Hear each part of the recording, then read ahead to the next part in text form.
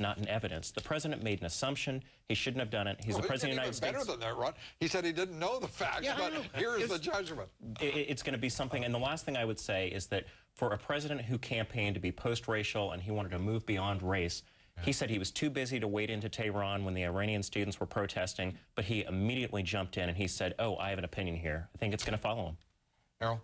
A mistake, I think, no doubt, as he himself acknowledged. I would have loved to have been there when he walked into the Brady briefing room to sort of dial himself back. In the room before his Well, apparently he realized that he had made a serious mistake, and the distraction of it really was crippling almost in a way. I mean, because we're not talking about the previous hour that preceded that remark, where he was laying out his hopes and his agenda and his rationale for healthcare reform, which is very much in danger, and he needed and wants the nation to focus on. And how was this day any different from any previous day in that respect? Well, you know, I mean, if he can get himself back on track, he'll have a chance at his healthcare reform. But right now, a very unwelcome distraction. He cannot be the explainer-in-chief on race. I mean, that has been clear all along, and he really put his foot right in the middle of it. He confirmed it this week. Indeed.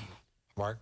It's a teachable moment, and the person who's going to learn the first lesson, if he's lucky, is the president, because he cannot do all the things that Ron said in particular. He cannot go out in front of reporters and wade in on an issue when he admits he doesn't know the facts, whether it involves race or not. This is a huge distraction for them. It will continue into next week. This president does not like what I call the freak show. He does not like the whole talk radio, 24-hour cable dynamic. Tell me about it.